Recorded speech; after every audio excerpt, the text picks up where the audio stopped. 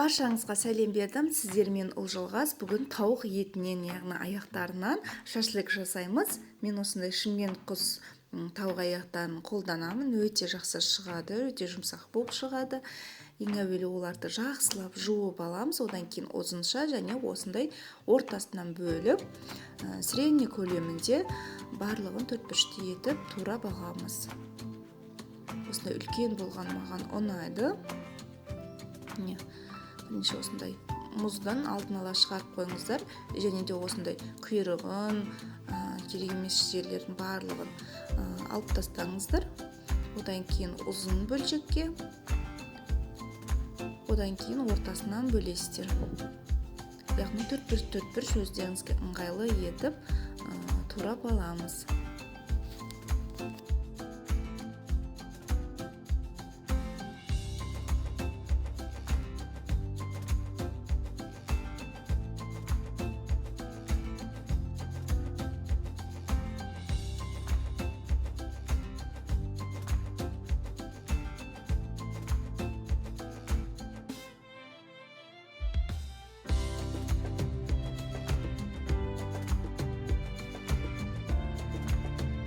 Міне барлығын өзімізге ыңғайлы етіп турап алдық. Енді маринадқа кірісеміз.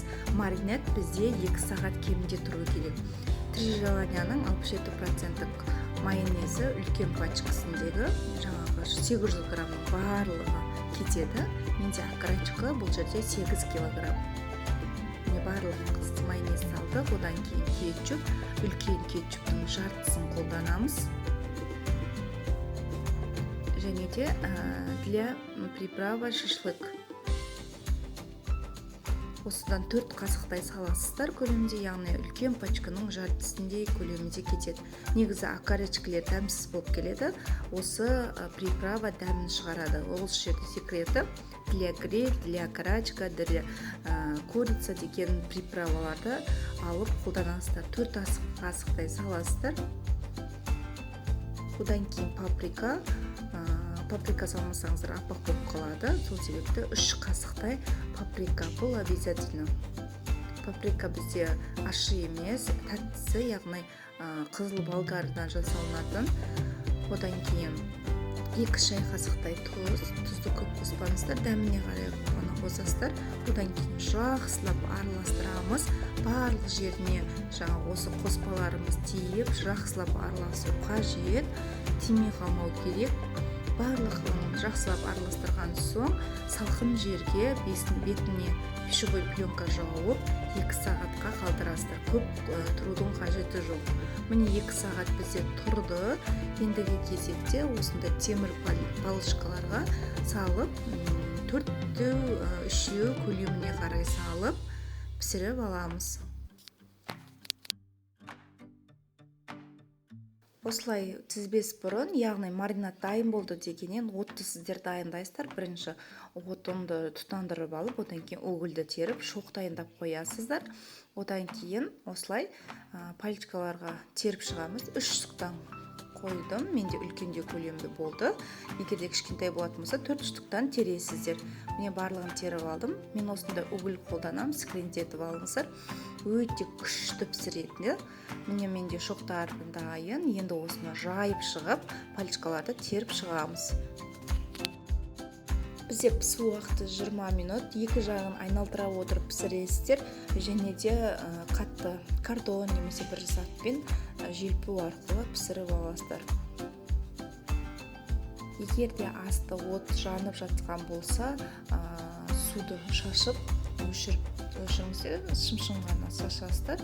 Міне желпу арқылы 2 жағын айналдыра отырып пісіріп аласыздар. Міне бір қатара осылай айналдырып алдық, және де желпіп 5 минуттай қойып, және екінші қатарын айналдырамыз. Және 5 минут тұрғаннан кейін уже шашлык дайын болады. Өте дәмді, өте жұмсақ, маринады сіңіп, өте ауызда еритін шашлыктердің бірі. Ресторанның шашлығымен де озып кетеді. Жасап көрулеріңізге кеңес беремін. Мерекелеріңізде бала шағаларыңызға және үлкен ата-әжеңізге ұнайтын барлығын көңілінен шығады. оған 100% гарантия беремін, себебі соңына дейін қолды саусақпен жалап отырып жиенімдерді жасап көрулеріңізге кеңес беремін.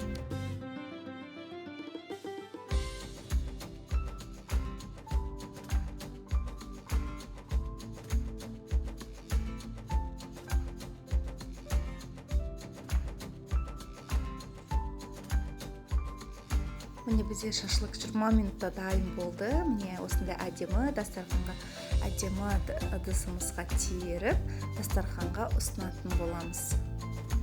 Алдына свежий салатпен ұсынсаңыздар өте әдемі болып келеді. Коламен пайдалансаңыздар күшті. Жасап көрулеріңізге кеңес беремін. Ас болсын. Каналыма тіркеліп, лайк, комментарий жазуды ұмытпаңыздар. Сіздермен ол жалғас.